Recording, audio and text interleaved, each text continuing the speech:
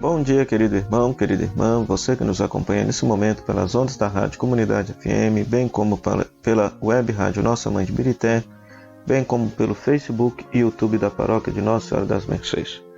Sou Padre Frei Inácio José, pároco da Paróquia de Nossa Senhora das Mercês. Seja bem-vindo ao nosso programa O Pão da Palavra. Estamos celebrando o 19º domingo do Tempo Comum. A primeira leitura, tirada de 1º Livro de Reis, capítulo 19, versículo 9 ao versículo 13. Lendo a palavra, nós percebemos que quando o profeta Elias chega ao Monte Horebe para fortalecer a aliança do seu povo com Javé, espera encontrar o Senhor no trovão e no relâmpago, como acontecera no tempo de Moisés. Mas Deus, no seu mistério insondável, não corresponde à imagem que dele fizera o profeta. Com efeito, manifesta-se na brisa silenciosa do dia. Versículo 12 e 13. Em seguida, Elias será enviado novamente para junto dos rumores e do caos da vida, para o meio do seu povo. E aí também deverá reconhecer a presença do Senhor. Compreendendo a palavra, nós percebemos que a longa viagem de Israel através do deserto e o encontro com o Senhor, narrado pelo livro do Êxodo, constituem a primeira etapa do caminho da descoberta da multiforme presença de Deus na história da humanidade.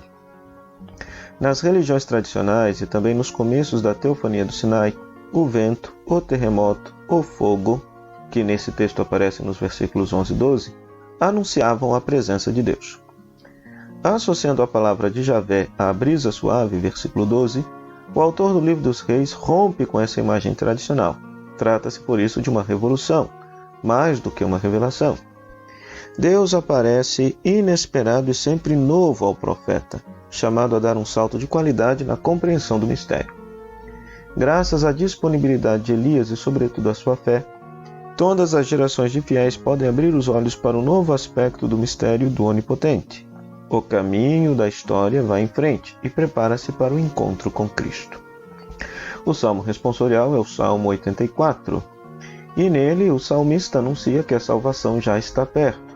De fato, Deus repatriou seu povo do exílio, considerado já sem futuro. O que resta para fazer é o regresso do povo a Deus com todo o coração para que possa chegar o tempo da bênção e da alegria. Na segunda leitura nós temos Romanos, capítulo 9, versículo de 1 a 5. Romanos, capítulo 9, de 1 a 5. Lendo a palavra, nós percebemos que Paulo, que na carta aos Romanos tratou largamente o tema da salvação oferecida em Cristo a todos os homens, passa agora a examinar o caso do povo de Israel. Trata-se de um drama que o afeta profundamente, conforme vemos no versículo 2. Precisamente o seu povo fica fechando a salvação como lhe acontecera a ele antes da conversão. Os seus conterrâneos, os seus consanguíneos, versículo 13, não poderão alcançar a plenitude da verdade enquanto não admitirem que estão cegos diante da ação de Deus em Cristo. Compreendendo a palavra, nós percebemos que Paulo, hebreu de nacionalidade e espírito, é rejeitado pelo seu próprio povo. Vê com imenso sofrimento o afastamento de Israel da salvação por ter rejeitado Jesus. É tão grande o seu amor por eles que preferia perder ele a salvação, se isso permitisse que os seus compatriotas se encontrassem na fé com o seu Senhor Jesus. A fé do apóstolo saberá ultrapassar também essa prova e a dúvida constante que traz consigo. Por que é que precisamente aqueles que deviam reconhecer a divindade de Jesus não foram capazes de o fazer? Há um mistério profundo e inexplicável, tão grandes foram os dons e os privilégios com os quais Deus dotou seu povo, como foi obtusa e mesquinha a sua correspondência. Existe realmente um véu que cobre o coração do povo, mas Paulo conhece bem, como todos os sábios hebreus, a grandeza do poder e da misericórdia de Deus. Por isso acredita firmemente que um dia Deus iluminará aqueles que estão unidos ao Senhor por uma aliança irrevogável. Já o Evangelho é Mateus capítulo 14, versículo 22 a 33. Mateus capítulo 14, versículo 22 a 33. Acompanhe neste momento a leitura desta santa palavra de Deus. O Senhor esteja convosco, Ele está no meio de nós. Proclamação do Evangelho de Jesus Cristo segundo Mateus. Glória a vós, Senhor. Depois da multiplicação dos pães, Jesus mandou que os discípulos entrassem na barca e seguissem à sua frente para o outro lado do mar, enquanto ele despediria as multidões. Depois de despedi-las, Jesus subiu ao monte para orar a sós. A noite chegou e Jesus continuava ali sozinho. A barca, porém, já longe da terra, era agitada pelas ondas, pois o vento era contrário. Pelas 3 horas da manhã, Jesus veio até os discípulos andando sobre o mar. Quando os discípulos o avistaram, andando sobre o mar, ficaram apavorados e disseram: "É um fantasma!" e gritaram de medo. Jesus, porém, logo lhes disse: "Coragem, sou eu, não tenhais medo." Então Pedro lhe disse: "Senhor, se és tu, manda-me ir ao teu encontro caminhando sobre a água." E Jesus respondeu: "Vem." Pedro desceu da barca e começou a andar sobre a água em direção a Jesus. Mas quando sentiu o vento, ficou com medo e, começando a afundar, gritou: "Senhor, salva-me!" Jesus logo estendeu a mão, segurou Pedro e lhe disse: "Homem fraco na fé, por que duvidaste?" Assim que subiram no barco, o vento se acalmou. Os que estavam no barco prostraram-se diante dele, dizendo: "Verdadeiramente, tu és o Filho de Deus." Palavra da salvação, glória a vós, Senhor. Lendo esta palavra, nós percebemos que Jesus, caminhando sobre as águas do mar, manifesta o seu poder divino sobre os poderes da morte. De fato, na Bíblia, o mar representa o mundo do caos, dos poderes do inferno e da morte. Basta conferir Apocalipse, capítulo 20, versículo 13. Caminhar sobre o mar, no versículo 25, antecipa a vitória sobre a morte que será conseguida na ressurreição de Cristo. Só Mateus acrescenta essa cena ao episódio de Pedro, que tenta aproximar-se do seu Senhor. Compreendendo a palavra, nós notamos que Pedro, que quer ir ao encontro de Jesus caminhando sobre as ondas, representa o discípulo fiel, guiado por uma fé incompleta. Ele tem confiança no Senhor, tanto que se lança à água para ir ao encontro dele. Mas logo que verifica que isso é impossível pelas suas forças e capacidades, ele começa a afundar. Depois de ter focado os perfis de Jesus e de Pedro, Mateus alarga a narração a todos os fiéis que estão no barco da igreja. Os que estavam no barco, afirma o evangelista, prostraram-se diante de Jesus. Trata-se, evidentemente, de um gesto pouco verossímil num barco de pesca em pleno mar. Afinal de contas, num barco não daria o espaço necessário para que as pessoas se prostrassem para adorar Jesus. Esse é um gesto litúrgico que volta a aparecer como conclusão no primeiro evangelho, Mateus 28, 27. Com ele, Mateus pretende demonstrar de que modo os discípulos expressaram a sua fé no Filho de Deus. O que é que esses textos têm a nos dizer para a nossa vida?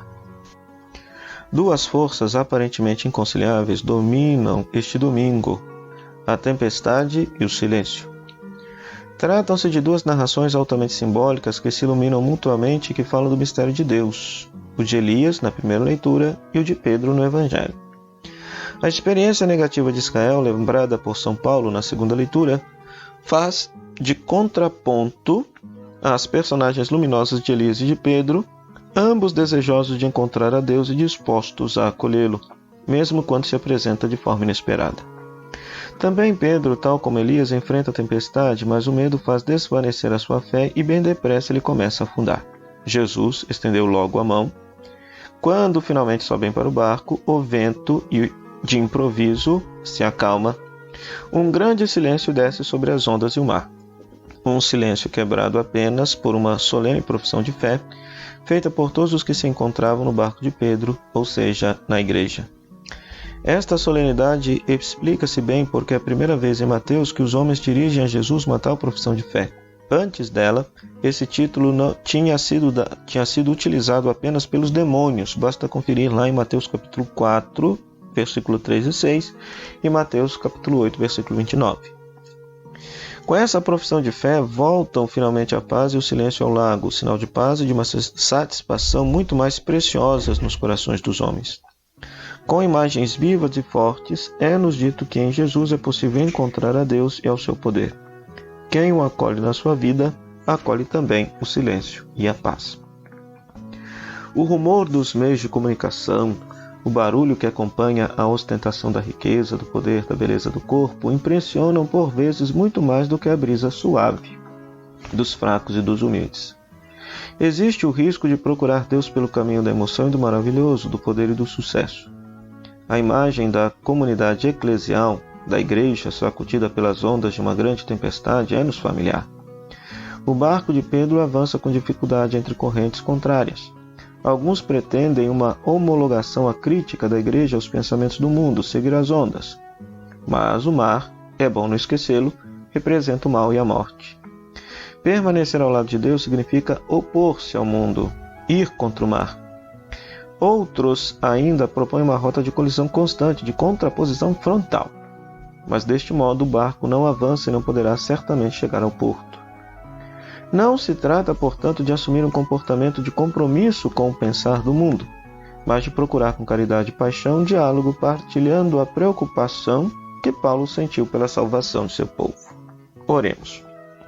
Deus onipotente, que dominais a criação inteira, fortaleceis a nossa fé e fazei que vos reconheçamos presente em todos os acontecimentos da vida e da história, para enfrentarmos serenamente todas as provações e caminharmos com Cristo em direção à vossa paz.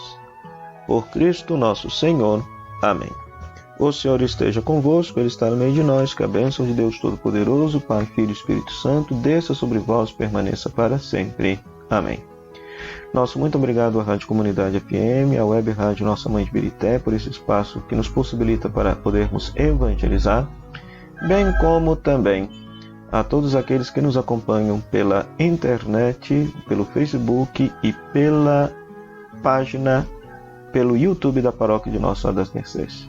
Até o nosso próximo programa, o Pão da Palavra, se Deus quiser. Tchau, tchau.